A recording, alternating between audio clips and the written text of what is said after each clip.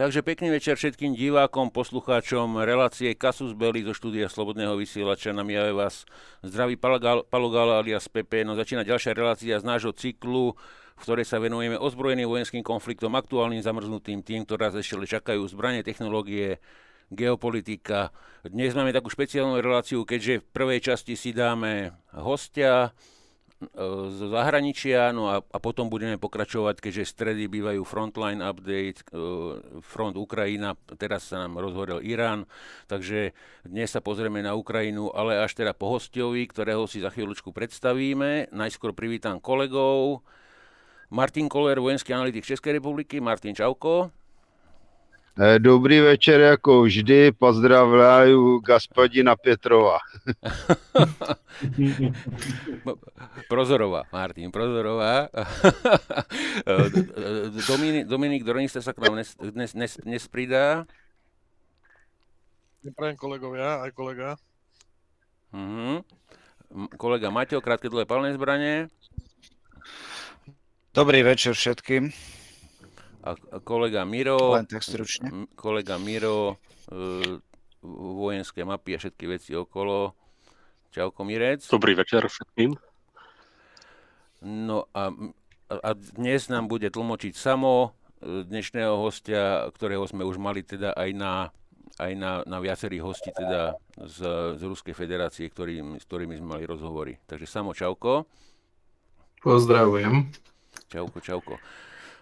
OK, takže budeme to robiť tak samo ako minule. Ja položím otázku a ty preložíš a tie pauzičky, ako sme vždycky robili. Chalani, keď budete mať otázky, buď mi píšte teda na skupine CB vysielanie, alebo Martin, keď tak skoč do toho, keď budeš mať nejakú doplňovačku, tak ty vieš skákať, takže ty toto zmákneš. V poslední době se cítím jako amatér. Jasné. Dobre, takže vrhneme sa na dnešného hostia, ktorý je Vasilij Prozorov. Je to ex-dôstojník ukrajinskej SBU, ktorý emigroval najskôr teda do Bieloruska, potom asi pravdepodobne do Ruskej federácie a nebol spokojný teda s vývojom, aký je na Ukrajine, a popýtame sa ho teda, prečo emigroval a prečo tvrdí tú ruskú propagandu a nie to, čo sa hovorí od SBU z Kyjeva. Takže môžeš Samo preložiť ten začiatok. Сейчас была представлена вся команда и представили вас как бывшего работника СБУ, который не был доволен ситуацией, эмигрировал в Белоруссию и потом в Россию. Приветствуем вас. Да, добрый вечер всем. Na začiatok by ste nám mohol povedať len taký skrátke svoj profesný životopis, vlastne, kde všade ste pôsobil a kde ste skončil aktuálne. А можете нам рассказать свою историю рабочую, где вы работали и какая вообще ваша история, чем вы занимаетесь сейчас? Да, конечно. Родился я в Советском Союзе, на Украине. Это маленький городок Бердянск на берегу Азовского моря. Народился в Советском Союзе на Украине, в малом месте Бердянск на берегу Азовского моря. Там же закончил школу, закончил педагогический институт. По диплому я учитель физики. Že tam skončil vzdelanie, pedagogickú školu a je učiteľ fyziky profesne. После этого уже на Украине я служил срочную службу в армии. Na Ukrajine absolvoval povinnú vojenskú službu v armáde. Проработал 1,5 года учителем в школе, простым учителем в простой школе. 1,5 roka pracoval v obyčajnej škole ako obyčajný učiteľ. И с 1999 года я служил в СБУ. Od 99. slúžil v SBU. Начинал работать в Бердянске, в городском отделе Бердянска. Najskôr začal pracovať v mestskej časti Bordianska. Потом меня перевели в областное управление город Запорожье, это областной центр. Že regionálne centrum krajské v Záporoží, potom tam bol prevedený. И уже с 2014 года, после Майдана, я служил в центральном аппарате СБУ в антитеррористическом центре. Takže od 2014. pracoval v centrále SBU v protiteroristickom oddelení. До 2014 года я работал в основном на оперативной работе, как оперативный офицер. Do 14. pracoval ako operatívec. Работал по линии борьбы с коррупцией, организованной преступностью, наркобизнесом, бандитами. Takže zameriaval sa na boj s korupciou, drogami, mafiou a podobne. А в антитеррористическом центре в Киеве я работал, должность у меня предполагала поддерживать контакты с различными силовыми структурами Украины, так называемый офицер-контактер. Не знаю, как вы это переведете, но как бы было вот. Potom pracoval na spájaní rôznych služieb medzi sebou a kontakty medzi nimi a na to oni majú výraz dôstojný kontaktér. Ну и, естественно, важный вопрос. С апреля 2014 года, после Майдана, я добровольно стал сотрудничать с спецслужбами России. С какой службами? Неважно. Со спецслужбами. Я не послушал, просто пропало. Že po apríli 2014 začal pracovať s nejakými službami. С Россией. Říkal se spецслужбами, říkal раз- se zvláštními službami Ruska. Ruska, áno. Вот и проработал я таким образом почти 4 года, фактически до начала 2018 года. Takže takto pracoval 4 roky do začiatku 18. roku.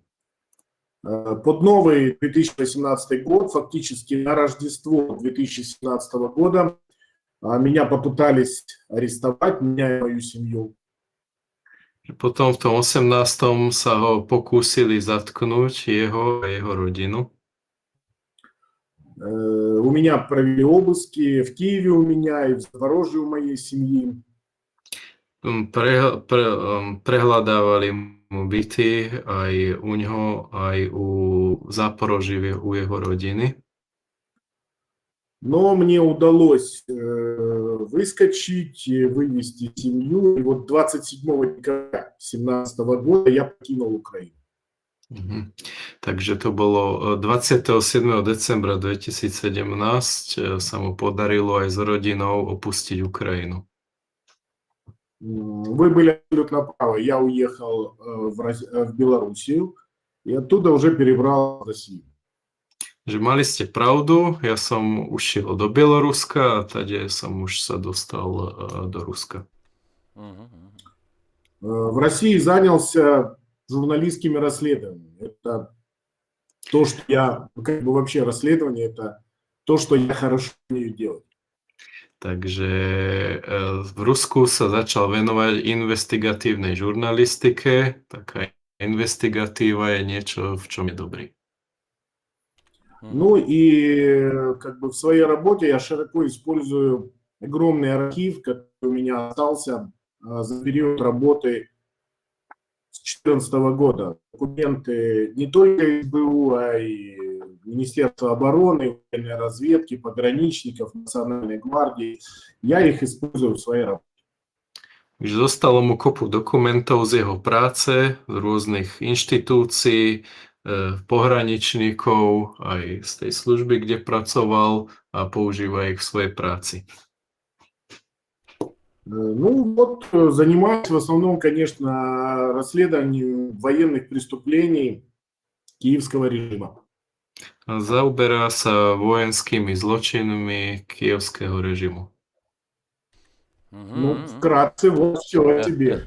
Takže v skratke takto o sebe. Áno, jasné. Len pripomínam poslucháčom, môžete písať na studio@kasusbeli.live vaše otázky ohľadne Ukrajiny a takisto na cb@slobodnyvysielac.sk, takisto na webe Slobodného vysielača je tlačítko otázka do štúdia. Ak niečo máte na našeho hostia, píšte teraz, lebo potom, aby sa to stihlo prečítať.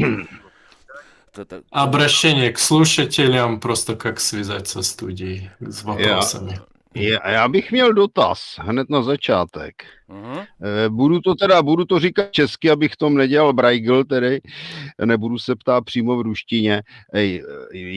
Cítí se pán Ukrajincem nebo Rusem? Вопрос, вы чувствуете себя украинцем или русским, то есть отповедь русом? Я объясню, почему. У меня корни вообще по отцу из Урала, с Урала. Просто так получилось, что родители после института в Советском Союзе была такая система, после институтов выпускников направляли на работу в различные регионы страны. И мои родители попали на Украину. Takže jeho cíti sa ako Rus, jeho otec je pôvodom z Uralu, len po tom, čo rodičia absolvovali univerzitné vzdelanie, tak v tom systéme sovietskom sa ľudia vedeli posielať na určité miesta, tak oni boli poslaní na Ukrajinu. To bylo u nás taky, v Československu. У нас была похожая ситуация в Чехословакии. У меня просто корни, получается, сбросаны и в Сибири, и на Урале, и, например, в Закарпатье, в Мукачево родственники живут, в Киеве, в Москве. То есть, понимаете, для Советского Союза, для того периода это было вообще в порядке вещей, когда от Владивостока до Калининграда жили родственники. Takže on má rozhádzaných príbuzných po celom vlastne bývalom Sovietskom zväze, aj za Uralom, na Sibíri, v Mukačeve, v Moskve žijú príbuzní, takže takto to chodilo v Sovietskom zväze. Další dotaz. Vzhledem k tomu, že pán odešel tedy vlastně z ukrajinské tajné služby nebo specslužby, jak bychom to nazvali, jaká je úroveň jeho ohrožení, protože ukrajinské tajné služby poměrně volně operují v Rusku? Поскольку вы бывший работник украинских спецслужб в России, какова уровень угрозы для вас, поскольку украинцы способны оперировать на территории России довольно успешно? Ну, глупо отрицать, что угроза существует, и в 2024 году они почти меня достали, поэтому, конечно, угроза такая и есть. Takže nebude popierať to, že žiadne hrozby nie sú a v 2024 ho skoro dostali. Конечно, ну, угрозы были раньше, и попытки покушений были раньше. Ну вот в апреле 24-го взорвали меня в машине. Конечно, ну, сбрасывать такую угрозу со счетов нельзя. Takže bolo viacero pokusov o atentát na neho, v tom 24. išlo o výbuch v aute, takže je to reálna hrozba. Ďalšia otázka by bola odo mňa, že uživí novinárčina v Rusku na Telegrame, alebo je tak dôležitý aset pre Ruskú federáciu, že mu prispejú teda na jeho prácu? Можно прожить, зарабатывая как журналист в Телеграме, или вы настолько ценны для России, что вас как-то поддерживают? Ну, скажем так, во-первых, есть друзья, которые реально поддерживают мой проект, финансируют его. Я занимаюсь еще рядом коммерческой деятельности, не буду вдаваться в подробности, как бы на жизнь мне вполне хватает. поэтому могу, в принципе, заниматься еще журналистикой. Takže podporujú ho viacerí priatelia finančne, tiež sa zaoberá, má svoj biznis, nebude hovoriť konkrétne aký, a takže dokáže, nemá finančné problémy. Já bych měl další dotaz. Vzhledem k tomu, že se pán zabývá zločiny ukrajinských ozbrojených sil nebo válečnými zločiny ukrajinských ozbrojených sil, lze předpokládat, že se někdy budou na mezinárodní úrovni tyto zločiny řešit a připravuje něco z tohoto hlediska, to znamená právně? Поскольку вы занимаетесь украинской преступностью, предполагаете ли вы, что они как-то будут эти вопросы подниматься на международном уровне? И готовитесь вы к этому на юридическом уровне как-нибудь? Šutka. Нет, никаких шуток, все серьезно. Ну, смотрите, ряд моих расследований журналистских, вот с 2019 года я занимаюсь этой деятельностью, они вышли на уровень международный. И эти расследования в том числе озвучивали в разных государствах, такие, например, как расследование по катастрофе Boeing MH17 в 2014 году, по торговле оружием Украины или по торговле детьми. Takže zaoberá sa tým od 2019 roku. Ten jeho výskum, investigatíva je pomerne hĺbkový.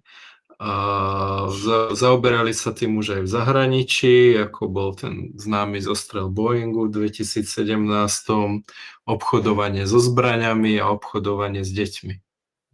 Например, последнее расследование о торговле детьми с Украины. Там четкий след, выявили след, который тянется в Великобританию, и вместе уже с британскими журналистами мы начали эту тему раскручивать на территории Великобритании. И нам там, например, помогают даже бывшие члены британского парламента. Это я к чему говорю, что мы давно вышли на международный уровень. Я, в принципе, готов даже к юридическим вопросам в этом плане. Takže napríklad to obchodovanie s deťmi, tam objavili sa nejaké napojenia aj na Britániu a začal spolupracovať aj s britskými novinármi a pomáhajú im aj bývalí poslanci britského parlamentu. Takže už je to vonku a je pripravený aj na rôzne právne kroky.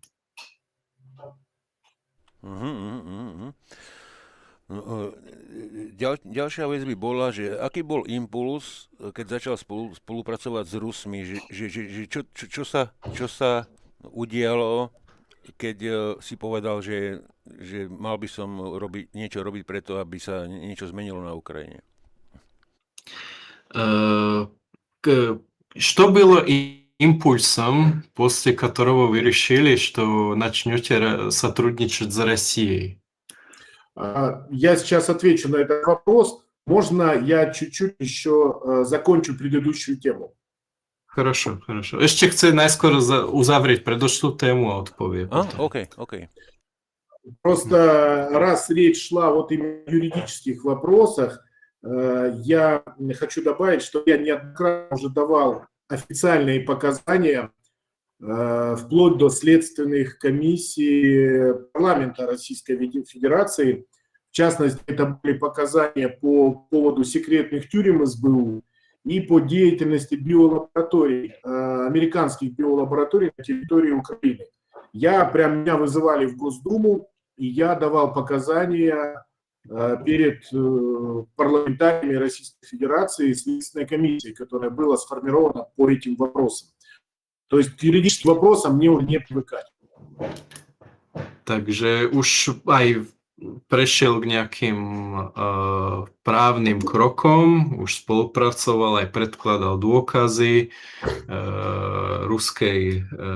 rôznym komisiám v Ruskej dume, kde hovoril aj o tých známych tajných biolaboratóriách na teritóriu Украины. А теперь, что касается вопроса о том, что послужило импульсом.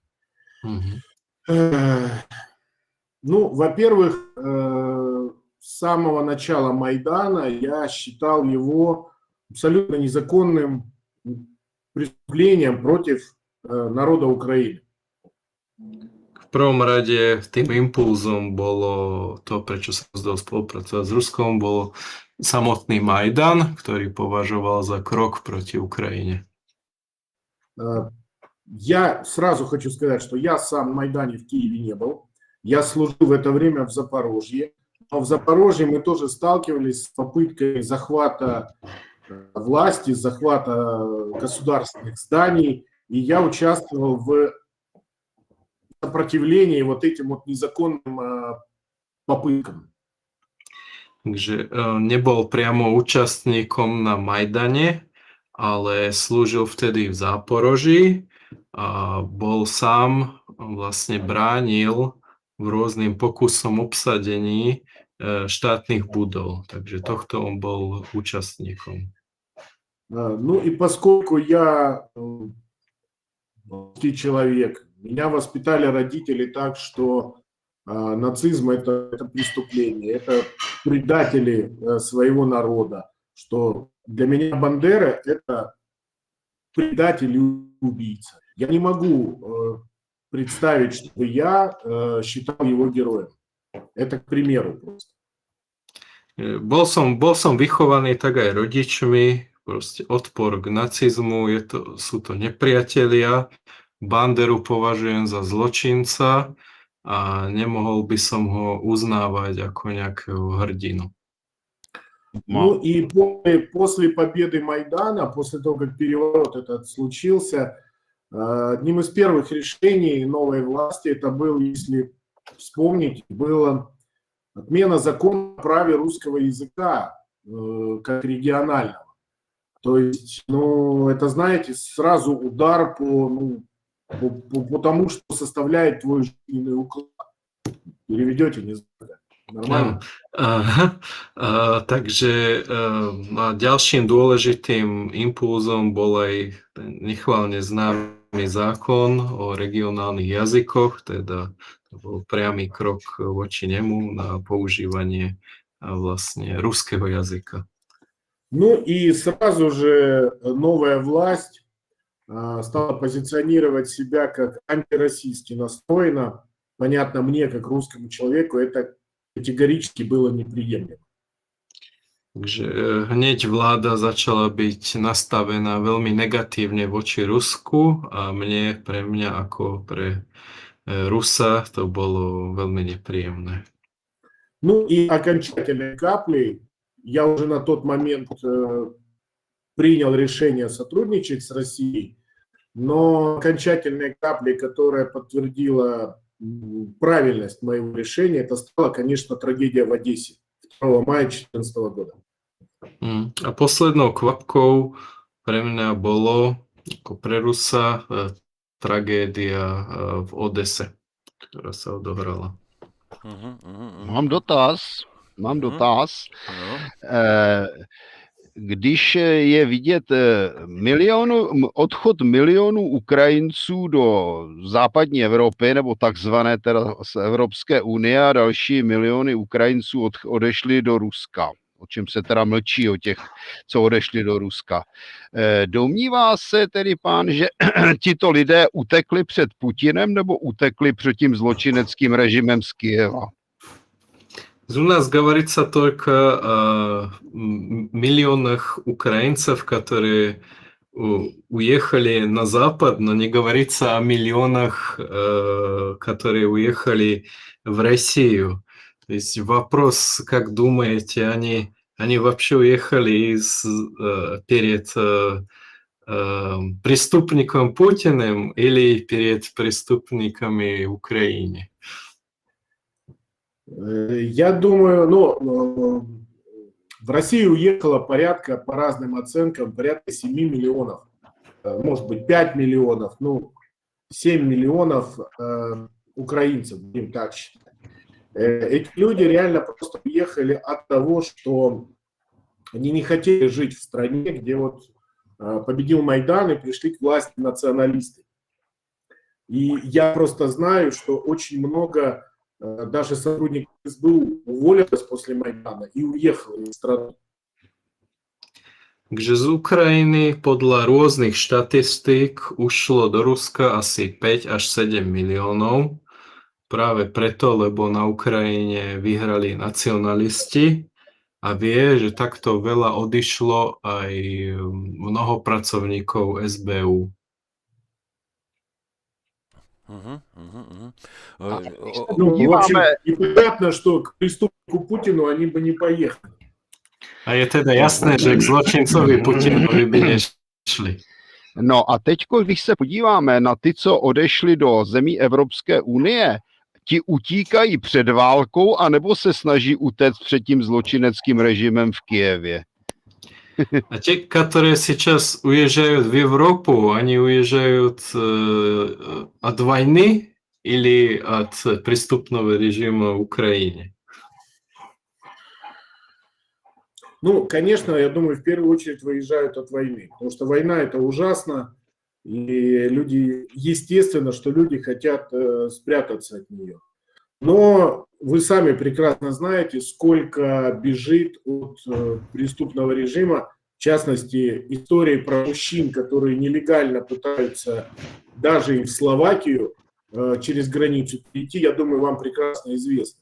И они бегут от преступного режима киевского. Tak samozrejme, že v prvom rade odchádzajú pred vojnou, je to niečo strašné, takže to je pochopiteľné, ale sami viete aj na Slovensku, že mnoho mužov uteká z Ukrajiny aj na Slovensko pred zločineckým režimom na Ukrajine. Já to totiž dávám takto, tu otázku, protože třeba Ukrajinci odněkaď z Mukačeva nebo z Užhorodu znají válku v podstatě z televize, stejně jako my. A před jakou válkou tedy utíkají, když jsou několik set kilometrů od fronty? Я ставлю этот вопрос так, потому что уезжают также украинцы из Мукачева и Ужгорода, и они так же, как и мы, знают эту войну только из СМИ. То есть они почему уезжают? Почему уезжают? Потому что, например, они знают, что подрастет их сын, и сына заберут в армию и отправят на Восточный фронт, и он там 100% погибнет.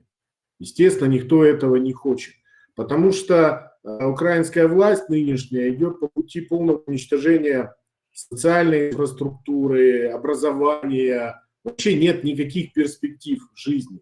Поэтому, естественно, народ уезжает, даже если их не коснулись пока ужасы войны.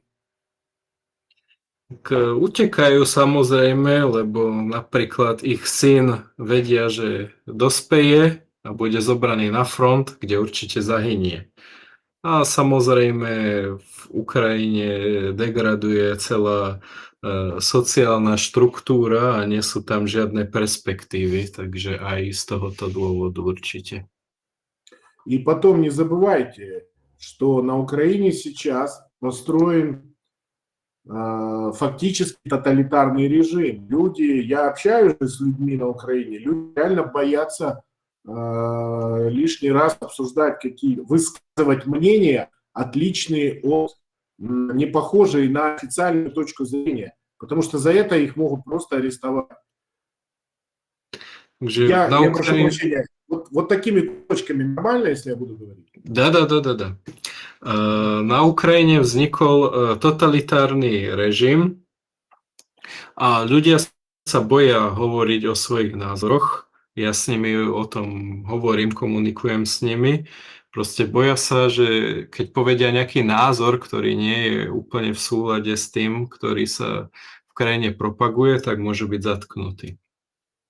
Ну и опять же, дополняя к предыдущей фразе, законность на Украине, мягко говоря, отсутствует.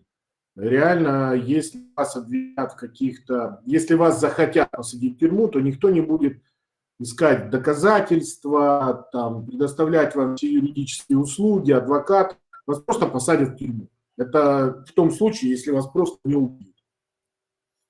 Že vymáhateľnosť zákona a zákonnosť všeobecne na Ukrajine je teraz na veľmi mizernej úrovni, takže keď vás niekto bude chcieť zatknúť, tak vás zatknú a nikto to nebude riešiť. Žiadne práva ani nejaké právne služby sa tam neriešia.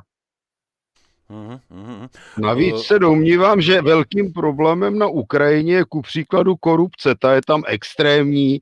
Já mám známého kamaráda, který se zná s ukrajinským živnostníkem, který pracuje v naší republice. No a ten uvádí, že odešel z Ukrajiny, protože tam se nedá žít kvůli extrémní korupci, že je to v podstatě zločinecký stát, který vysoce převyšuje i poměrně skorumpovanou Evropu úrovní korupce a organizovaného zločinu. Я говорю, что в Украине еще большая проблема с коррупцией. У меня есть знакомый, у которого знакомый фрилансер уехал из Украины из-за того, что там просто невозможно жить из-за этой коррупции, и что она гораздо, намного, несколько раз выше, чем в коррумпированной Европе. Ну, давайте я сейчас... Я с вами согласен, но попутно хочу дополнить ваше высказывание. Takže ja s vami súhlasím, ale chcel by som ešte teda doplniť to, čo hovoríte. После Майдана, а особенно после прихода к власти Зеленского, Украина превратилась в такую коррупционную черную дыру Европы и всего мира. И будет ошибкой говорить, что коррупция на Украине – это только украинская проблема. Takže Ukrajina sa hlavne po nástupu Zelenského zmenila na úplnú takú korupčnú čiernu dieru v Európe, ale nie je to teda len problém Ukrajiny. Я думаю, вы сами, может быть, лучше меня даже знаете, сколько граждан Словакии стали миллионерами, может, даже и миллиардерами за счет коррупционных схем с украинской стороны. Последняя, например, вот соседняя вот с вами Чехия, вы знаете историю буквально перед Новым годом про миллиардеров, которые там стали на поставках вооружения на Украину. Это тоже коррупционные схемы. Вы же понимаете, что зарабатывают на поставках оружия, там все идет не в белую, а в серую, а то и в черную. Извините, так понятно? Да. Takže je veľmi dobre viete, že aj u vás, aj v Čechách, mnoho občanov na rôznych schémach s Ukrajinou extrémne zbohatlo. Vznikli noví milionári až miliardári, ktorí zbohatli na týchto schémach a ide hlavne aj o korupčné schémy aj v oblasti dodávania zbraní. Takže celé to prešlo z bielej sféry do šedej a až čiernej. Я как-то занимался вопросами коррупции, даже издал 2 документальных книги, и одна из них – это схема по поставкам так называемого реверсного газа. Ja už som sa zaoberal schémami korupcie a napísal som o tom aj knihy a jedna z týchto schém bola schéma reverzného plynu. Суть была, я думаю, вы прекрасно знаете, суть в том, что газ, который шел через территорию Украины из России, он отбирался на территорию Украины, показывался как газ, который уходил в Европу и покупался в Дюссельдорфе, в Германии, на международной бирже газовой. Takže asi dobre poznáte tú schému, že išiel plyn z Ruska cez Ukrajinu, ktorý sa odoberal na Ukrajine, ale celé sa to papierovo zohľadnilo ako nakúpený plyn z nemeckej burse v Düsseldorfe. И в этой схеме участвовали как представители Венгрии, Польши, Словакии. По бумагам выходило, что этот газ из Украины уходил в Европу через эти государства, доходил до Германии, потом возвращался на Украину.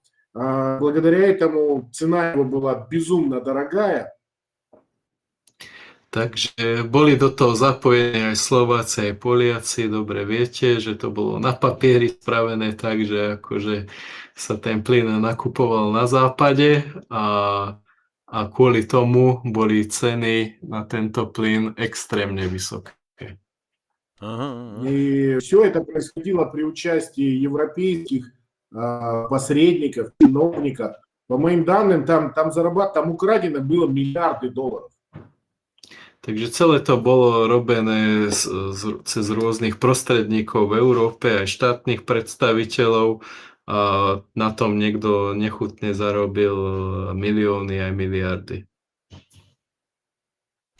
Так что говорить про украинскую коррупцию как только об украинской проблеме, это не совсем правильно. В ней заинтересованы очень много иностранных структур. И это одна из тех причин, почему война не заканчивается. Потому что Украина сейчас это проект, который приносит колоссальную прибыль очень большому количеству людей.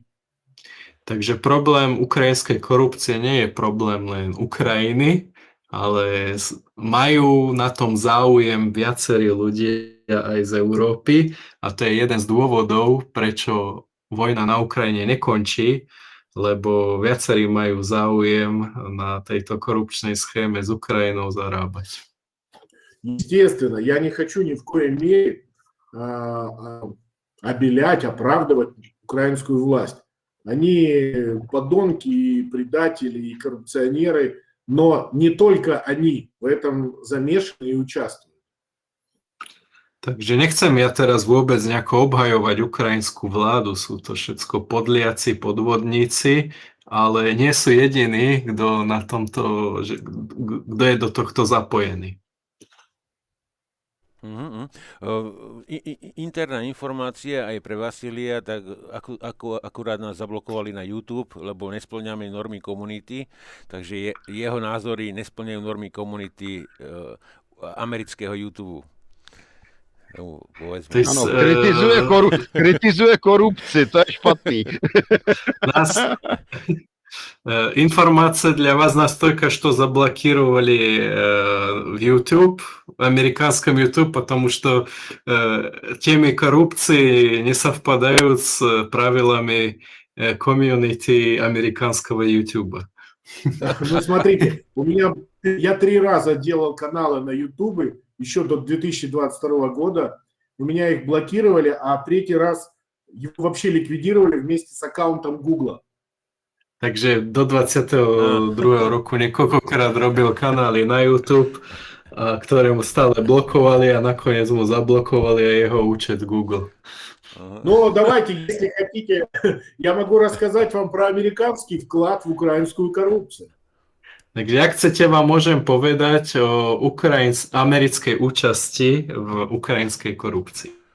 To by bolo určite zaujímavé, k tomu sa dostaneme hneď po mojej otázke. Тогда вас вообще заблокируют. Že vás určite zablokujú. Že potom nás zablokuje Durov. Ne? A potom Durov zablokiruje. Ešte otázka ohľadne tých banderovcov. Podľa jeho názoru, ako je rozšírený tento extrémny nacionalizmus, ktorý je využívaný teda proti Rusku, aby vytvorili nejaké antirusko, že ako je to vlastne v reálnych číslach rozšírené na populáciu Ukrajiny, lebo samozrejme ruská propaganda tvrdí niečo tvrdia Ukrajinci, že to tam je zopár takých vo Lvove, ale aká je teda realita pôsobenia s týmito narratívmi na populáciu? Касаем Бандеры и бандеровских националистов в Украине, можете рассказать какие-то конкретные цифры или насколько это важно, распространено в Украине, поскольку Россия говорит одно, и украинцы там говорят, что это вообще их как-то мало, незначительно. Что реальность, расскажите. Ну, смотрите, это, кстати, к вопросу, почему вдруг Россия так напала на Украину, да? Еще когда был Майдан, еще до того, как Майдан победил, уже тогда украинские националисты ходили по улицам городов и кричали «москалей на ножи». Москалей – это русские. То есть они призывали к убийству русских именно по национальному признаку. И интернет же все помнит. Таких массовых шествий факельных, да, наверное, с 2010 года они каждый год проводились и неоднократно на Западной Украине. Takže už od 2010. roku bolo mnoho masových pochodov s faklami, kde vykrikovali výrazy Moskaľov na nože. Moskali teda to sú Rusi, takže už podľa tohto nacionálneho príznaku boli vedené takéto akcie. Ну, а что касается именно нацистских идей, фашистских идей, скажу так, я видел это своими глазами в 2014 году, летом 2014 года. Takže ja som, čo sa týka myšlienok nacizmu, tak toho som ja bol osobne svedkom v 2014, videl som to na vlastné oči. Просто, когда я служил в центральном аппарате СБУ, вот с 2014 года, я 5 раз выезжал в длительные командировки в зону проведения АТО, антитеррористической операции.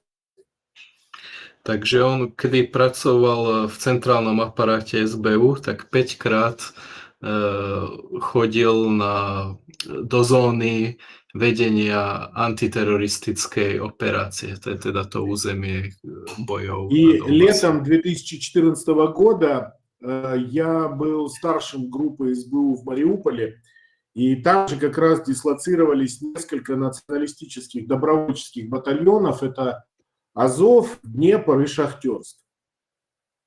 Takže v lete 2014 som bol starším vedúcim nejakej jednej skupiny a boli tam dislokovaní už tedy nacionalistické skupiny Azov, Šachtersk. Какие были? Днепр. Днепр, как речка Днепр. Dnepr. Podľa rieky Dnepr. Да, Policajná jednotka Dnepr. Они действовали как раз в Мариуполе. И вот тогда я первый раз увидел и свастику на касках, и сдвоенные молнии эсэсовские на форме. Видел это своими глазами еще летом 2014 года. Takže v tom Mariupole teda pôsobili, videl som to na vlastné oči, že tam operovali a videl som všetky tie insígnie na prilbách, svastiky, 2 blesky SS-ácké a podobné nacistické symboliky. Dotaz. Надо говорить честно, что в армии, именно в армии, тогда нацистские взгляды были не распространены, не приветствовались. И солдату за там свастику на камуфляже могло реально прилететь в голову, как от сослуживцев, так и от командиров. Takže musím ale úprimne povedať, že v armáde niečo takéto sa netolerovalo a nebolo to ani populárne a že mohli za takéto veci dostať aj po hlave. Но после того, как эти добровольческие батальоны, их было несколько десятков, в конце 2014, в начале 2015 года их интегрировали во все силовые структуры, в полицию, в армию и в национальную гвардию. Takže bolo niekoľko týchto bataliónov, ktoré v 14. a 15. integrovali vlastne do ozbrojených zložiek, aj do Národnej gardy, aj do polície. Myslíte si, že Evropská unie nekritizuje a nepostihuje Ukrajinu za evidentní fašismus z jakého důvodu? Почему думаете, что Европейский Союз не критикует Украину за очевидный фашизм? Потому что Украина для них свои. И Украина может делать все, что угодно, их не будут критиковать, потому что для властей Европейского Союза Украина – это белые, пушистые, свои, как не знаю, как назвать, они свои просто. Нельзя критиковать своих. Они им полезны, они нужны для борьбы против России. Takže, lebo Ukrajina je v podstate ich, je to ich, ťažko sa to prekladá do slovenčiny, sú na ich strane a Ukrajina si vlastne preto môže robiť, čo chce. Môžu si a nebudú ich kritizovať proste, lebo sú na ich strane a sú to ich neviniatka, nech robia, čo robia. Není to náhodou problém. Если власти Европейского Союза начнут вдруг говорить о нации на Украине, то, в принципе, может быть, граждане Европейского Союза зададутся вопросом, почему мы помогаем нацистам. Посмотрите, простой пример. Сколько все знали, что на Украине коррупция, но официально никто особо не поднимал эту тему. Вот до 25 года, когда там разразились уже грандиозные скандалы, которые нельзя было скрывать. Потому что иначе Европейскому Союзу придется признать, что Украина – это абсолютно коррумпированная страна, мы помогаем коррумпированной власти. Это как бы идет вразрез с таким благородным имиджем украинской власти. Takže, no pozrite, však nemôžu hovoriť o tom fašizme tam, lebo potom by si aj občania Európskej únii hovorili, že prečo takú krajinu podporujeme.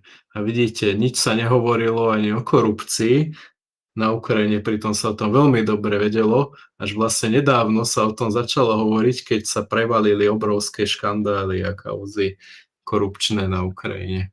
Nemůže být situace daná tím, že vlastně nebyla po druhé světové válce v Německu provedena denacifikace a vlastně hlavní státy Evropské unie, to znamená Německo, Itálie, Španělsko a do nemalé míry i Francie byly v době druhé světové války vlastně fašistické země a ten fašismus tam má dodneska kořeny. Не может быть это из-за того, что в Европе прошла денацификация, фашизм был сильный. Не прошла. Не прошла денацификация, потому что фашизм и нацизм был сильный в разных странах, как Германия, Италия, Португалия. Не может быть это причиной, что они это поддерживают, потому что фашизм в Европе еще есть, существует? Может быть. Хотя на официальном уровне ни одна государственная структура Европы не согласится с вами, но нельзя отрицать тот момент, что, например, первые иностранные наемники, которые приехали на Украину воевать, это были как раз сторонники нацистских и фашистских идеологий. Takže, no nedá sa to vylúčiť, môže byť, samozrejme, že to nikto oficiálne nepotvrdí, ale zaujímavé je, že prví žoldnieri zahraniční, ktorí prišli z Európy na Ukrajinu, boli práve sympatizanti týchto nacistických a fašistických myšlienok. И власти европейских даже государств, Франции, Хорватии, которые отправляли, они прекрасно были осведомлены о том, что сторонники нацистских идей, фашистских идей едут воевать на Украину. Причем я делал большое расследование о иностранных наемниках, и я, например, достоверно знаю, что спецслужбы этих государств били тревогу, что сторонники нацистских взглядов получают боевой опыт на Украине, а потом возвращаются в эти европейские государства. Но никаких мер власти этих стран не предпринимали. Takže v krajinách európskych vedeli o tomto, a ja som o tom robil aj výskum, že aj tajné služby bili na poplach, že z Ukrajiny na Ukrajinu odchádzajú nacisti z Európy tam získavajú vojenské skúsenosti a vracajú sa naspäť. Ale žiadne kroky voči tomuto neboli podniknuté. Еще раз повторюсь, Европейский Союз, власти европейских государств никогда не признают на достаточном уровне, что Украина это коррумпированное государство с нацистской идеологией, потому что иначе им развалится вся система, выстроенная медиаструктура, которая направлена на поддержку Украины.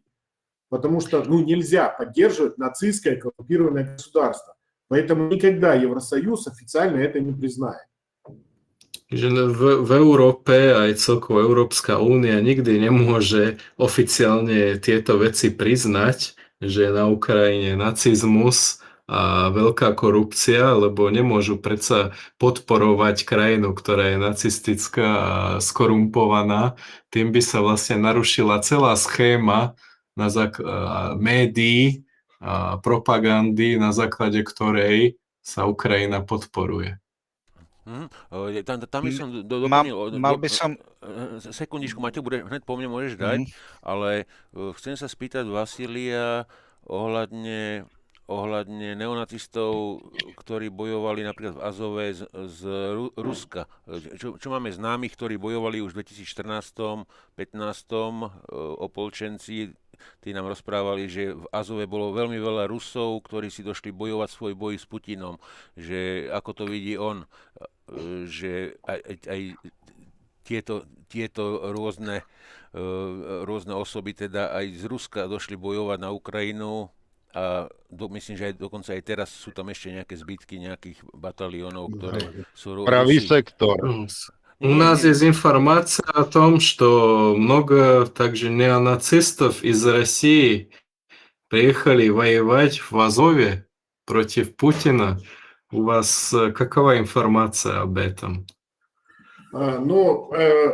Такие были, но прям много я бы не сказал. Я думаю, что их было максимум пару сотен человек, потому что сторонники вот таких правых взглядов, они как раз-таки поехали воевать за ополчение Донбасса, а с 2022 года поехали воевать в российскую армию.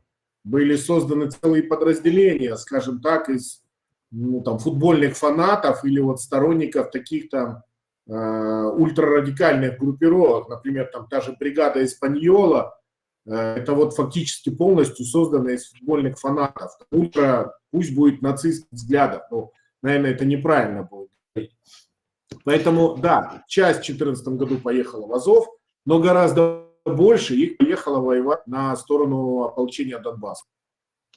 Takže áno, určite takíto boli, ale predpokladal by som, že sa jedná rádovo o stovky ľudí, ale povedal by som, že podstatne väčšia časť sa pridala na časť donbaského odboja a vznikalo viacero skupín nacionalistov, aj futbalistických skupín, napríklad skupina Española, čo sú takíto futbalistickí nacionalisti, tak vlastne bojujú na strane Ruska. В той же группе Вагнера воевали с 2014 года огромное количество представителей русских националистов. Takže aj medzi Wagnerovcami je veľké množstvo ruských nacionalistov. Môžeš, Maťo, hodiť otázku teraz? Je tu ešte taký prípad, že o Rusku sa hovorí, že je tam ruský rašizmus a mnohí píšu Rusko s dvoma veľkými SS, ale je v skutočnosti pravda, že mnohé ruské neonacistické skupiny, ako napríklad Wotan Jugend, tak sa pridali na stranu Ukrajiny a ich lídri sa presťahovali do Kieva alebo na Ukrajinu. A skús preložiť a potom dám otázku. То есть сначала введение, вопрос. Говорится на Западе о расизме То есть, где Россию пишут с двумя «с», как символами Да, «с». SS. И также есть там у вас группа Wotan Jugend, которая уехала на Украину, ну, A podporuje Ukrajinu teda. и A, поддерживает Украину. a chcem sa spýtať, že či v Európe či si myslí, že ten narratív o tom, že Ukrajina je demokratická krajina, ktorá bojuje za slobodu, ale v skutočnosti v pozadí toho režimu je ten ultranacionalizmus a ukrajinský nacizmus, že či sa ten narratív u tých obyčajných ľudí a v médiách zmení. Či si myslí, že sa to v budúcnosti stane? То есть думаете, что этот нарратив в СМИ о том, что в Украине нет нацистов, поменяется? Меняется... что значит? Поменяется ли в будущем? Да.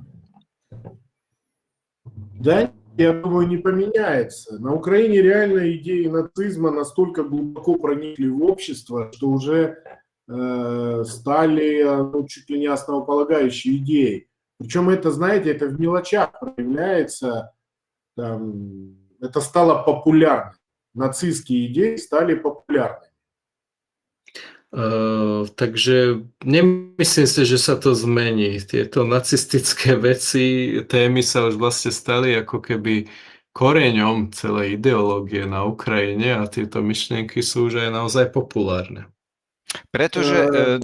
Что касается мыслей по поводу России с двумя «с» и отсутствия нацизма на Украине, вы видели фото, видео Азова, который сдавался в Мариуполе в 22 году. Čo sa týka Ruska s dvoma S, neexistencie nacizmu na Ukrajine, tak videli ste vzdanie sa Azovu na Ukrajine?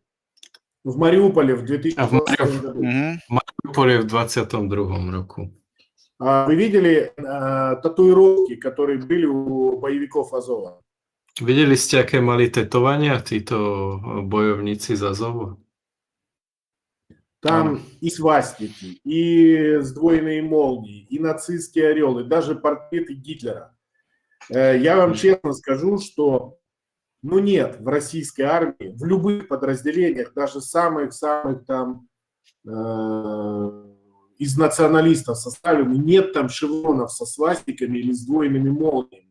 Или чтобы там кто-то, я не знаю, там, российскую освободительную армию шеврон себе нацепил. Да, за это он сначала получит в голову от сослуживцев, а потом по нему возбудят дело за пропаганду нацизма и посадят в тюрьму. В России с этим борются. На Украине это стало государственной политикой. Takže videli ste tých zatknutých, že mali na sebe svastiky, SS-ácké symboly, nacistické orle, dokonca aj portréty Hitlerov. Takže zo začiatku mohli dostať po hlave za to, ale už sa to stalo národnou ideológiou na Ukrajine, na rozdiel od Ruska, kde sa proti tomu bojuje aktívne. No tady je totiž jeden problém. Já jsem někde četl statistiku, že za druhé světové války těch banderovských fašistů, ať už to bylo UPA nebo OUN, nebudu to rozlišovat, bylo dohromady asi 300 000 pouze. Ale dnes mně připadá, že z fašizovaných Ukrajinců jsou miliony. A je to podle mého názoru vlastně práce propagandy podporované z NATO a EU na Ukrajině od roku 1991. То есть я где-то читал по какой-то статистике, что бандеровцев было на Украине где-то порядка 300 000, но сейчас я думаю, как результат этой пропаганды их стали миллионы, и я думаю, что это результат западных действий с 1991 года. Я соглашусь, потому что идеологическая обработка шла колоссальная. То есть, ну реально промывали мозги очень сильно, особенно с 2005 года, после первого Майдана, когда к власти пришел Виктор Ющенко, тогда был президентом. Вот тогда развернулась эта пропаганда на полную мощность. Takže ja s tým súhlasím, boli intenzívne kroky k tomuto a práca na spracovanie myslí ľudí postupné a najväčšie kroky sa začali diať za vlády Juščenka. Тогда... No, hovorte. Ja by som len pripomenul, No. prepáč, že Viktor Juščenko, prezident oranžový, po roku 2025 vyhlásil svojim výnosom prezidentským za hrdinu Ukrajiny už v roku 2027 Romana Šucheviča a v 2010 Stepana Banderu. Takže вы помните, toto už boli tie kroky. Роман Шухевич, кто он такой был, вы помните? Roman Šuchevič bol veliteľom UPA, Ukrajinskej povstaleckej armády, v podstate banderovec. Нет? До того, как он стал руководителем ОУН-УПА. Dovtedy, že kto bol, kým bol dovtedy? On bol aj veliteľom Nachtigal, batalión Nachtigal, založený nemeckým Abwehrom, kde boli naverbovaní Ukrajinci a zaútočili, alebo v podstate zúčastnili sa operácie Barbarossa a v meste Lvov sa zúčastnili vyvražďovania nepohodlných obyvateľov, hlavne Židov, v spolupráci s nemeckými SS. Ну, то есть он военный преступник. Он нацистский военный деятель и военный преступник. На Украине его при Ющенко возвели в статус героя. K tomuto by som mal doplňujúcu otázku, že ako vníma, že celá ukrajinská vláda sú chazarskí Židia a že oni bez problému podporujú toto smerovanie? А как вы думаете, есть мнение, что все украинское правительство это хазарские евреи и что они всем этим управляют? Ну, я думаю, что какая-то доля правды в этом есть. Как бы это смешно ни звучало, какая-то доля правды в этом есть, потому что контакты с... Опять же, на простом примере, сейчас я вам расскажу. Takže nech to znie akokoľvek smiešne, tak určitá časť pravdy v tom je. A teraz vám poviem konkrétny príklad. Летом 2014 года я работал в Мариуполе, опять же, повторюсь, прямо там, на Мариупольском аэродроме, дислоцировался батальон, добровольческий батальон Днепр из города Днепропетровска. Takže v lete 2014 som robil v Mariupole a bol tam dislokovaný batalión Dnepr z Dnepropetrovska. И этот батальон, впрочем, как и Азов, и Шахтерск, и Донбасс, они были созданы при содействии украинского миллиардера господина Коломойского. Takže tieto batalióny všetky, Azov, Šachťorsk, Dnepr, boli zorganizované s pomocou ukrajinského miliardára pána Kolomojského. Коломойский, чтобы вы понимали, он вообще еврей, и он очень, скажем, известная личность в международном еврейском сообществе. Takže aby ste rozumeli, pán Kolomojský je Žid a je celkom známy v židovskej spoločnosti. Например, чтобы вы понимали уровень его влияния в мировом еврейском сообществе, в любой точке мира, если у еврейского священника рождался ребенок, будь то Аргентина, Австралия, Канада или там Африка где-нибудь, фонд Коломойского выплачивал ему $50 000. Takže aby ste rozumeli, že po celom svete, ak sa nejakému židovskému rabínovi rodilo dieťa, tak fond Kolomojského po celom svete, hoci kde aj v Argentíne, mu vyplácal $50,000. Так вот, Коломойский создал эти добровольческие батальоны откровенно фашистской и нацистской идеологии, но через свои связи в Израиле он добился того, что в эти батальоны приехали инструкторы из израильских спецслужб. Takže on vytvoril tieto otvorene nacistické batalióny, ale použil svoje kontakty v Izraeli a k ním prišli inštruktori z izraelských služieb. То есть, понимаете, ситуация.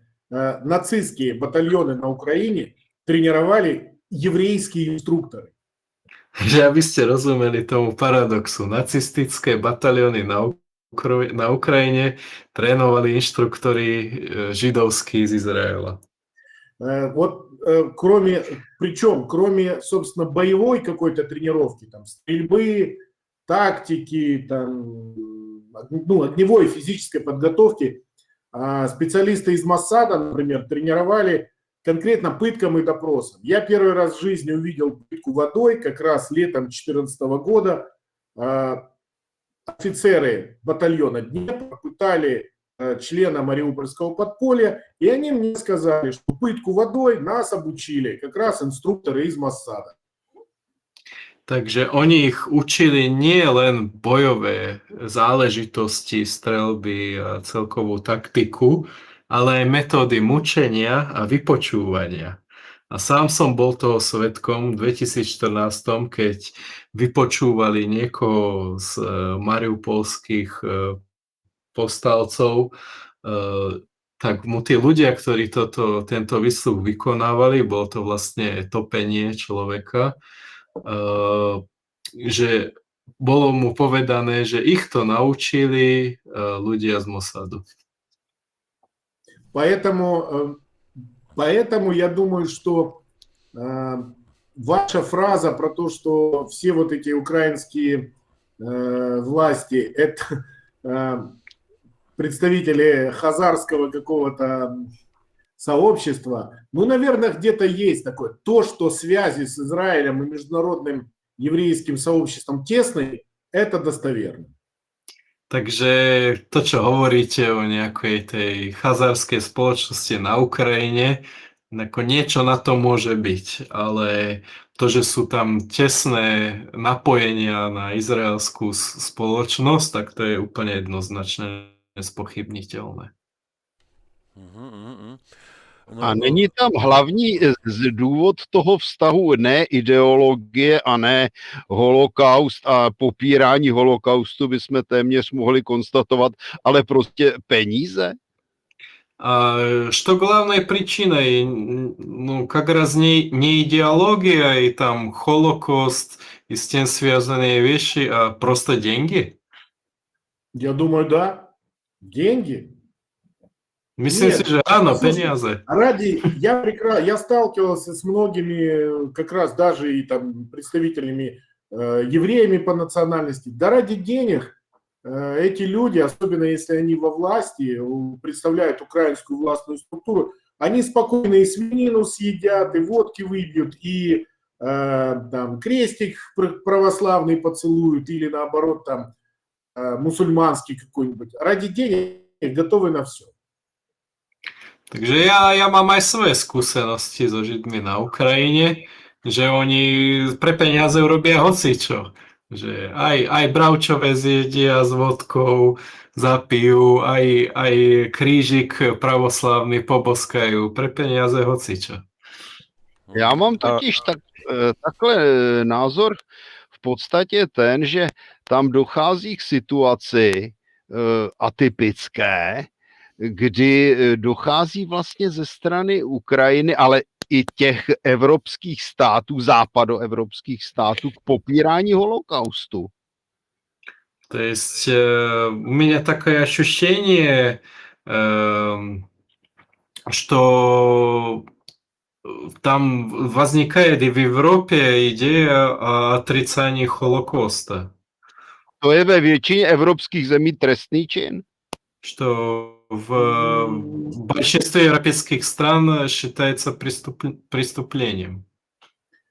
Но я думаю, что Европа и вообще западные страны не получится у них полностью отменить понятие Холокоста, потому что, опять же, еврейское лобби и в США, и в Европе, оно очень сильно. И они будут, конечно, этому препятствовать.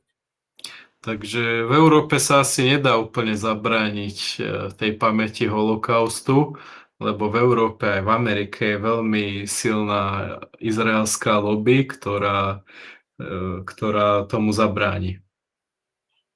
Ještě bych udal jednu zajímavou historickou záležitost. Já se zabývám v posledních letech hodně historií Ukrajiny a tam je naprosto nepřehlédnutelné, že židovská komunita na Ukrajině obecně Ukrajinci pohrdala a dívala se na ně v podstatě jako na podlidi a nebyl snad případ, že by si někdo z židovské komunity vzal za rodinného partnera Ukrajince. A najednou taková láska.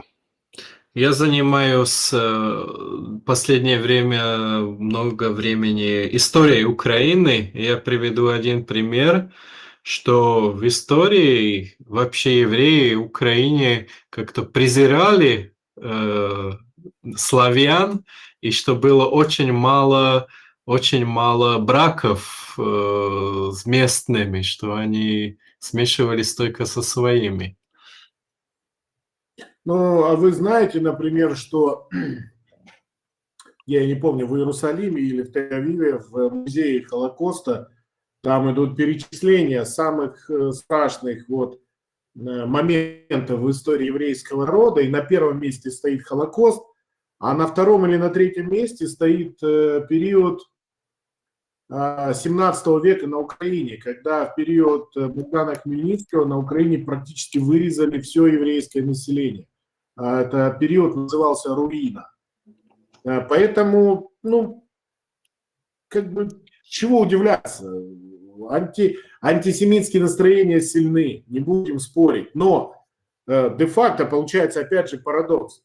Еврейская верхушка государства или там, скажем, большое количество еврейских граждан, национальности еврейской или связанные с еврейским сообществом, управляет националистически настроенными украинцами. Парадокс. Takže nemôžeme sa tomu asi úplne diviť, lebo niekde v múzeu v Tel Avive alebo v Jeruzaleme je aj zoznam najväčších katastrof pre Židov. Prvé miesto má holokaust, ale na druhom alebo treťom mieste je prípad zo 17. storočia Bogdana Chmelnického, to obdobie sa volalo ruina, kedy vyrezali veľkú časť židovského obyvateľstva. Ale je tu teda tieto antisemické nálady, to sa nedá poprieť, že oni existujú. A teda je paradoxom to, že židovské vedenie riadi teraz nacionalistickú krajinu. Môžem pár zistení Я прошу svojich? прощения, дорогие коллеги, но вы правда хотите беседовать про международный еврейский заговор и антисемитизм? Может, просто о чем-то другом поговорим? Že chcete hovoriť o židovských témach, alebo si povieme radšej o niečom inom? Ja by som ešte povedal niečo k tomu, ak môžem. No ideme na ďalšie témy v rýchlosti, lebo máme času málo.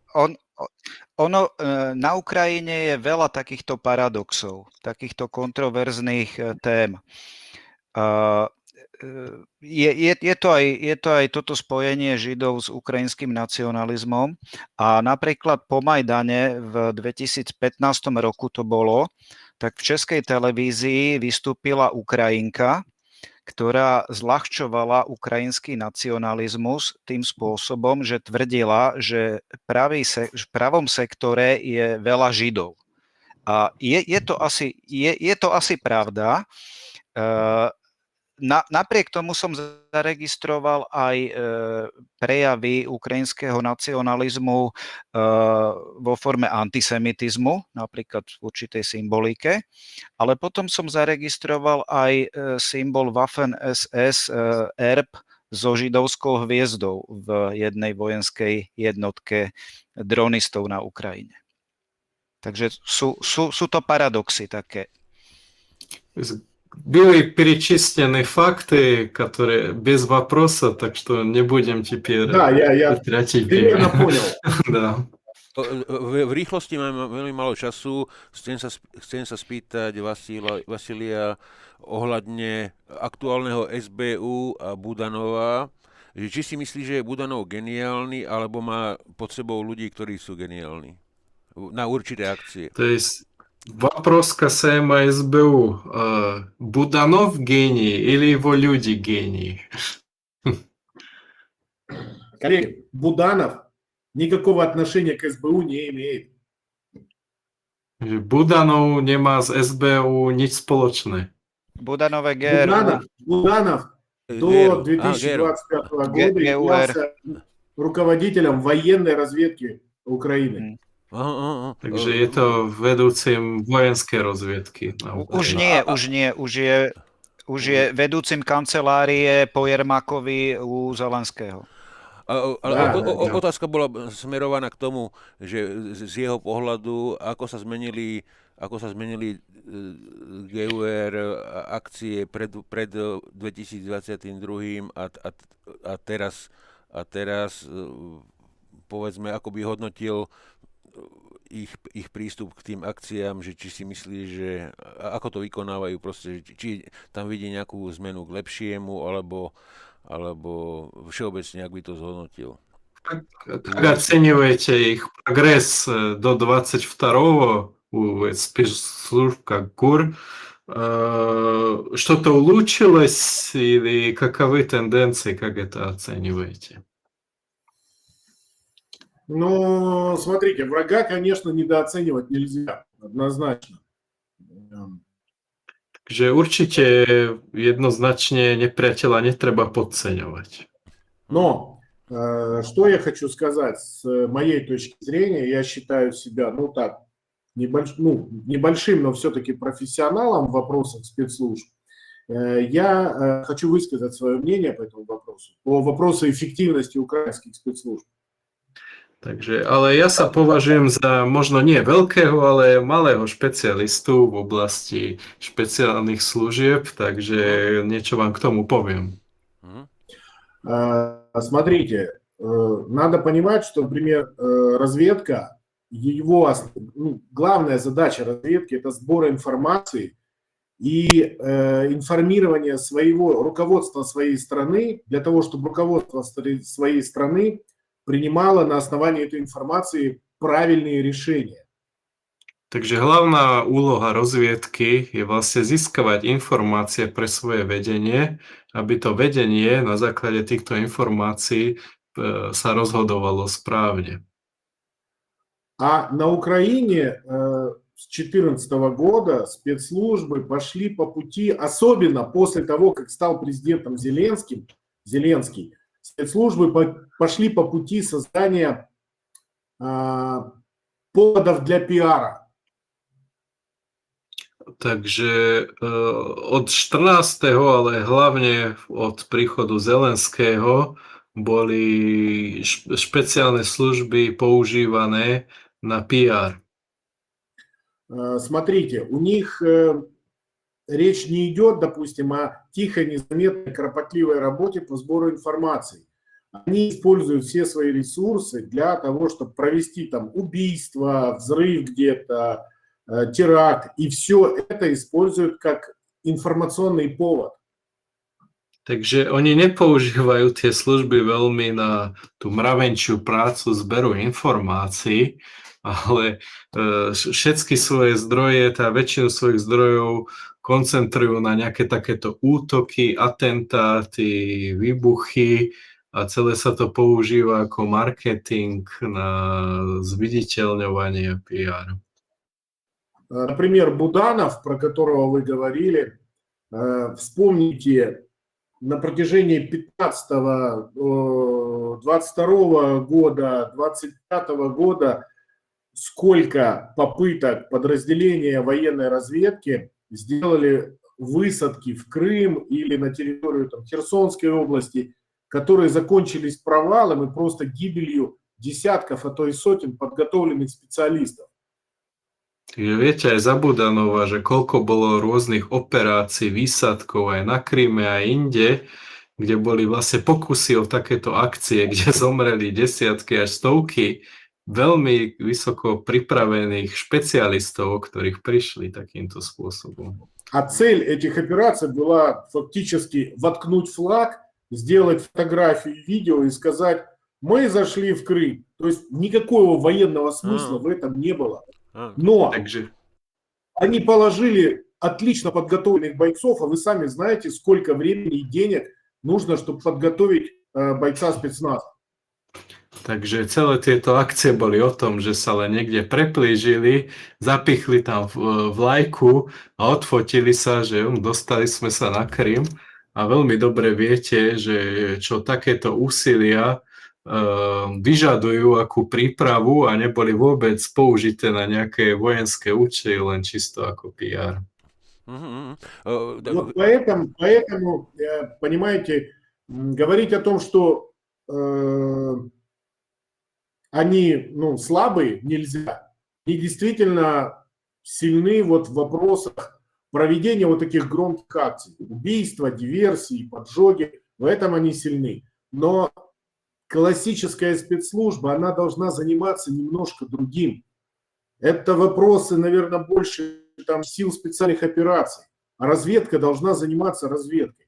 Но видите, они пошли по такому пути. Они создают из своих акций информационные поводы. То есть они занимаются пиаром. Takže vidíte, sú zameraní na tieto akcie a sú v tom dobrí, robia dobre svoje diverzie? Práce v teréne, aj diverzie, ale zase je to niečo, čím by sa mali zaoberať sily špeciálnych operácií, a nie rozviedka, takže celé je to zamerané na to PR. Dáme v rýchlosti otázku, ktorá sa opakovala od viacerých poslucháčov.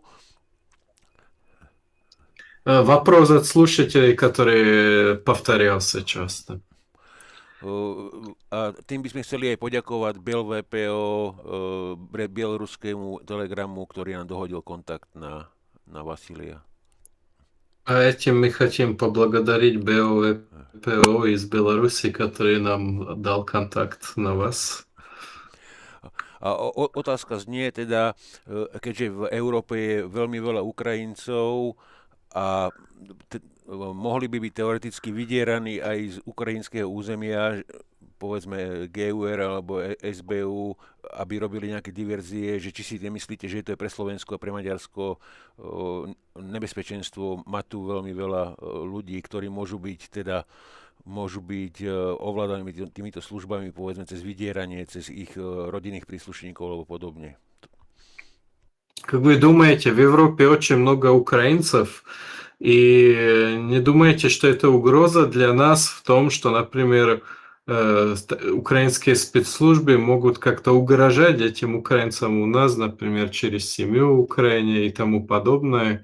Как вы считаете, насколько такие угрозы реальны для нас? Я больше скажу, украинские спецслужбы руками своих граждан могут угрожать не только украинцам на территории Европы, но и самим европейским странам. Takže poviem, že nemusia sa vyhrážať len Ukrajincom svojimi rukami, ale aj samým občanom európskych країн. Я не знаю, видели ли вы документ, который я показывал в одном из своих расследований. Но он, конечно, больше не Словакии касался, он касался Чехии и Польши. Neviem, či ste videli jeden dokument, ktorý som často ukazoval, ale netýkal sa Slovenska, ale hlavne Česka a Polska. Там речь шла о том, что Служба безопасности Украины ну, на языке профессиональном делала подставку своего агента под чешскую и польскую разведку. Я Сможете не wiem, перевести? это... Нет. Подставку, Ну, что это? смотрите, есть агент СБУ, Ага. которого СБУ целенаправленно внедряет в агентурную сеть польской и чешской разведки. Aha, To takže jest nie- dostali agenta SBU do siete agentúr Česká a Polska tajných služieb. Ano, Для já bych того, tomu... для того, чтобы через этого своего агента посылать дезинформацию руководству польской и чешской разведки. Aby cez tohto agenta dávali dezinformácie vedeniu Česka, teda rozviedky Česká a Polska. И Оно, я bych... это был еще 2015 год. To bolo v 2015 roku. У меня есть этот документ, как бы я могу его в принципе вам даже послать, но он на украинском языке, конечно. Ja mám ten dokument, je po ukrajinsky, môžem vám ho poslať. Já bych dodal, že Ukrajinci mají velkou snahu, ti, co žijí v České republice, dostávat se do státní služby, do armády, policie a dalších služeb. A mezi nimi nelze vyloučit, že se jedná přímo o ukrajinské agenty, kteří, řekněme si to na rovinu, nemusí jednat ve prospěch naší země, přestože je tady živíme jako uprchlíky, a naopak mohou být nepřátelé a v podstatě jednat proti hostitelské zemi. То есть в Чехии много украинцев пытается попасть в государственные службы, там, в полицию, в армию и тому подобное. И мы не можем исключить, что они те же агенты, которые могут угрожать нашим интересам и работать не на интересы страны, которая их финансово поддерживает, а на другую страну. Ну и второй немаловажный аспект, который многие на Западе, не знаю, не замечают, отмахиваются, это то, что украинцы стали, можно сказать, там, прокси-структурой для западных спецслужб, в первую очередь США и Великобритании. Takže nemôžeme ani vylučovať to, že tieto služby sú proxy štruktúrami pre západné služby Ameriky a Veľkej Británie. Это очень удобно для британских и американских спецслужб использовать украинцев. Можно делать все, что угодно, любые преступления, но потом сказать, что это украинцы, это не мы. Takže je to veľmi výhodné pre Západ, oni môžu využívať Ukrajincov na hocičo a podporovať ich v tom aj na rôznu nekalú činnosť, ale potom na konci môžu povedať, že a to boli Ukrajinci, nie my. Вот смотрите, ярчайший пример — взрыв Северного потока. Но любой человек, кто более-менее разбирается в вопросах диверсионной работы, особенно на море, он скажет, что провести диверсию на глубине 90 метров под водой — это очень сложно. Несколько стран в мире, я думаю, имеют такие технологии. Это готовить таких людей надо не один год и все. И тут нам прекрасно показывают, что это 5 украинцев на арендованной яхте приплыли в Балтийское море и взорвали Северный поток. Ну, это смешно. No, napríklad prípad odpálenia Nord Streamu, tak tiež akože všetci dobre vedia, že to je schopné len malé množstvo krajín na svete, že na to treba technológie, výcvik, špeciálnu prípravu a potom budú rozprávať, že nejaká skupinka Ukrajincov prišla na nejakej prenajatej jachte a spravila túto operáciu. Поэтому вот это яркий пример, как украинцев используют как ширму, как прикрытие для, вообще для преступлений по всему миру сейчас. Takže to je jasný príklad toho, že Ukrajinci sa teraz používajú ako prikrytie svojich operácií po celom svete. Поэтому, это тоже такой важный момент, который в той же Европе почему-то на это не обращают внимания.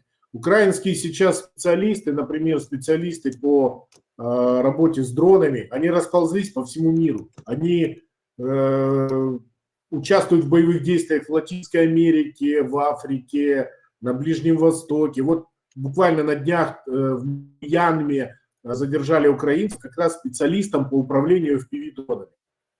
Takže Ukrajinci sú teraz vysielaní po celom svete, aj do Afriky, hlavne špecialisti s dronami, ktorom už majú veľa skúseností, a teda špecialisti pri používaní FPV dronov. Поэтому украинские спецслужбы среди граждан Украины, которые разъехались по всему миру, вполне могут быть как агенты украинских спецслужб, так и люди, которые используются в интересах, скажем, британскých spецслужb для достижения британských целей. Takže samozrejme sa nedá vylúčiť, že medzi všetkými tými Ukrajincami, ktorí sú rozlezení po celom svete, sú aj Ukrajinci, ktorí pracujú pre západné služby. Ну, пусть так. OK. Нормально.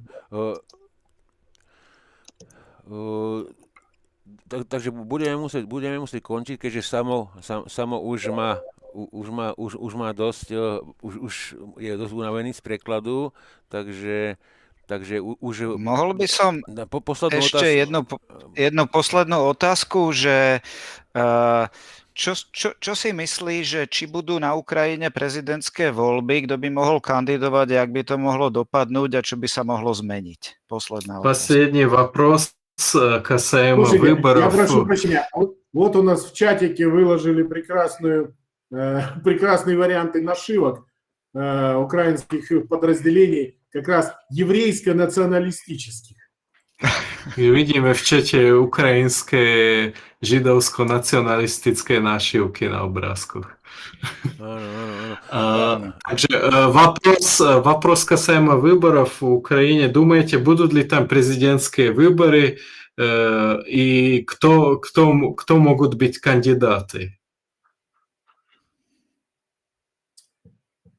Сложный вопрос, честно говорить. Там в Киеве сейчас такая нестабильная политическая ситуация.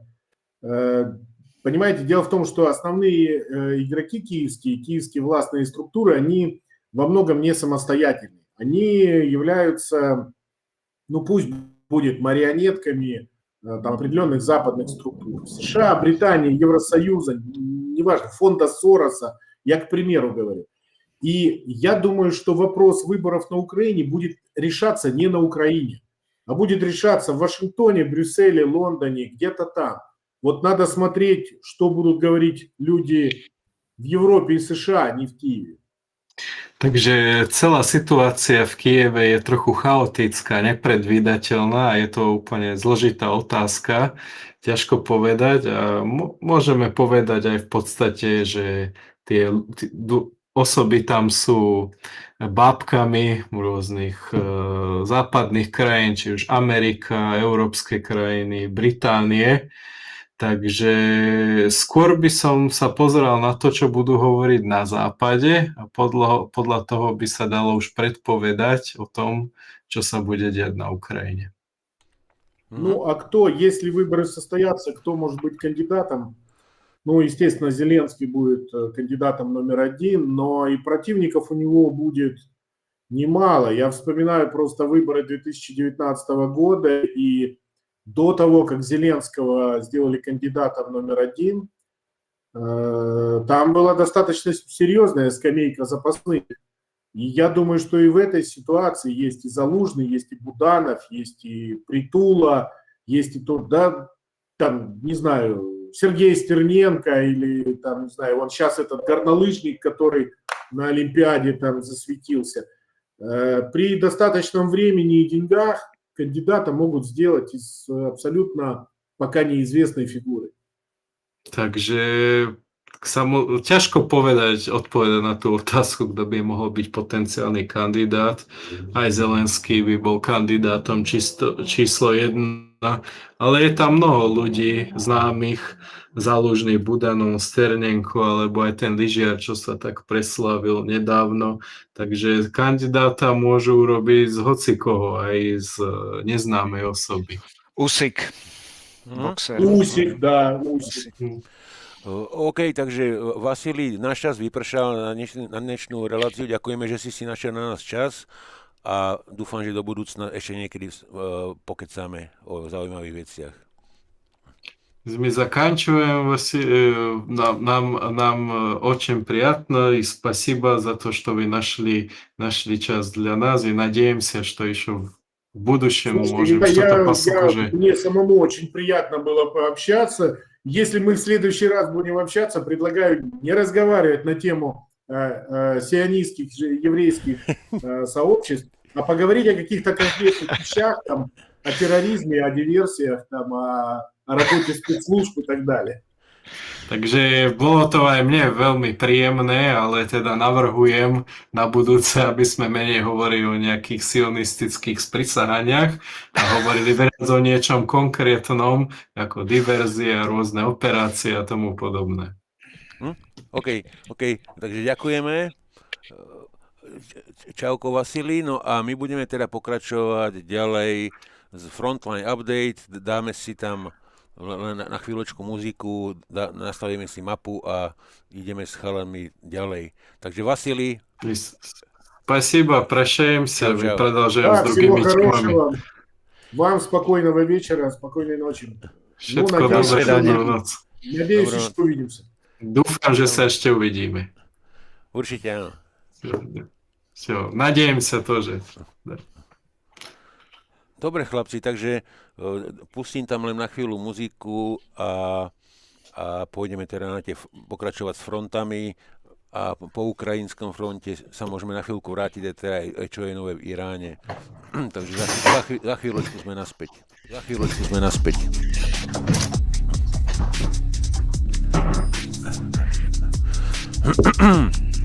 No dobre,